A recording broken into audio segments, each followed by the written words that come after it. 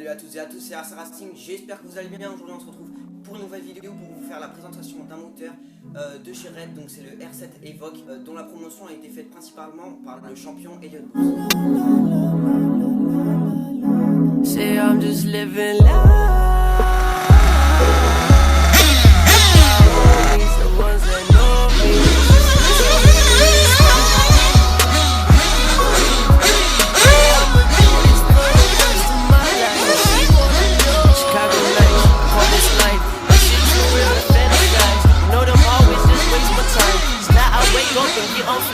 They all love me, I'm not surprised. My bitch call me, I'm still alive.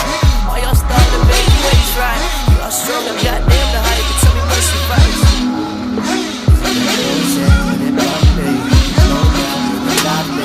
Slow things for the love, man, living my life. Stop me, my angel, never drop me. Say I'm just living life. Donc c'est un moteur TT1 8ème de 3,5 cm3, il a 7 transferts et a des roulements céramiques. La nouveauté des moteurs de 2016, en gros c'est la version 3.0, donc il y a un nouveau carter plus un joint d'étanchéité sous la culasse. Donc question de prix, c'est 389,90 € chez RC Time pour le moteur seul et 499 chez RC Time pour l'Euro Limited, en gros avec la ligne d'échappement et l'embrayage quattro tout simplement et toutes les buses et tout ce qui va avec.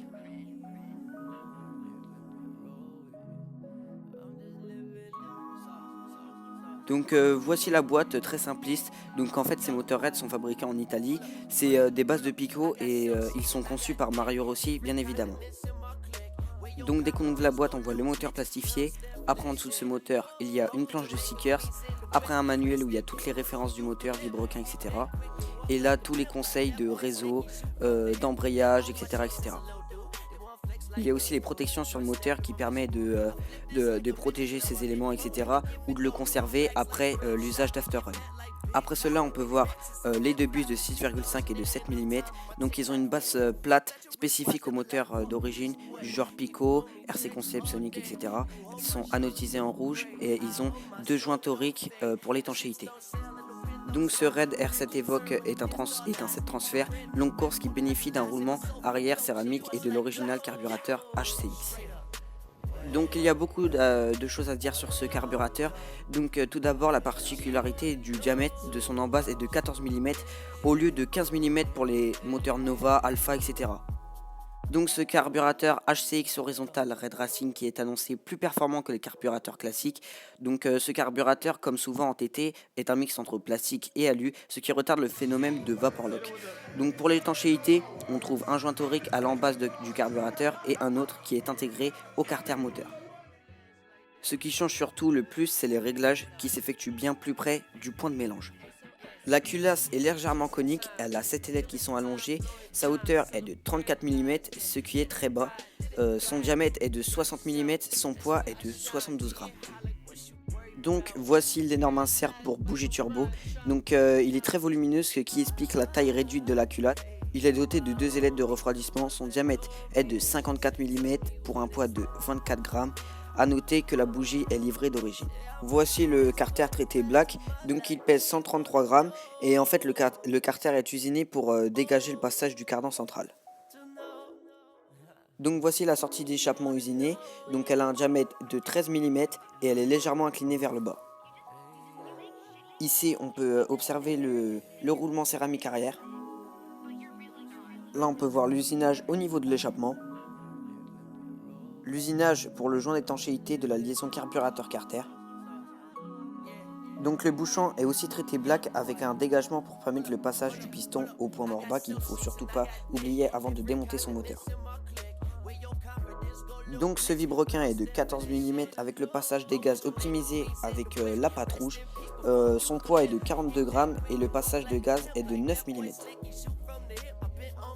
Le plateau bénéficie d'une double virgule turbo et de deux masses d'équilibrage, donc les deux ronds que vous voyez. En fait, le passage des gaz est rectifié, ce qui est rarement le cas chez ses concurrents, tout simplement. Donc sur cette photo, on peut voir l'H1007 transfert et le piston et la bielle. Donc la bielle est de type couteau, elle est assez simple avec son extrémité un trou qui favorise la lubrification Au niveau du maneton, pour le piston, il est de type usiné, il est allégé au maximum avec 2 segments de lubrification très espacés et aussi 2 trous qui améliorent le refroidissement du piston.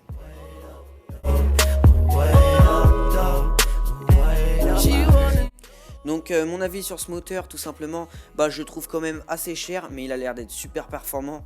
Il est juste magnifique avec sa culasse, son carter traité black et son bouchon de carter traité black aussi. Question vilebrequin et tout, il a été amélioré, carburateur aussi, donc il fait vraiment trembler ses concurrents. Donc ce que je peux vous dire aussi, c'est que le rodage se fait en 5 litres voire plus pour vraiment libérer le moteur. Donc c'est un abonné qui m'a dit ça. Donc il a vraiment la steak, on voit d'ailleurs sur la vidéo et tout, il ne manque vraiment pas de performance pour les gros circuits comme Padova, etc. Et c'est pour ça d'ailleurs que Elliott Boots et plusieurs pilotes l'utilisent. Après moi je trouve que pour du loisir, ça sert à rien d'acheter un moteur aussi cher que ça, même pour les premières compétitions. Tout simplement. Donc merci pour l'aide de la page 110% Nitro. Donc il y a plein de cas super qui vous expliquent la passion dans les moindres détails, tout ça. Donc je mets les liens de la page Facebook dans la description. Et j'espère que cette vidéo vous a plu et vous a informé sur ce moteur. On se retrouve pour une prochaine présentation de produits. Allez, ciao tout le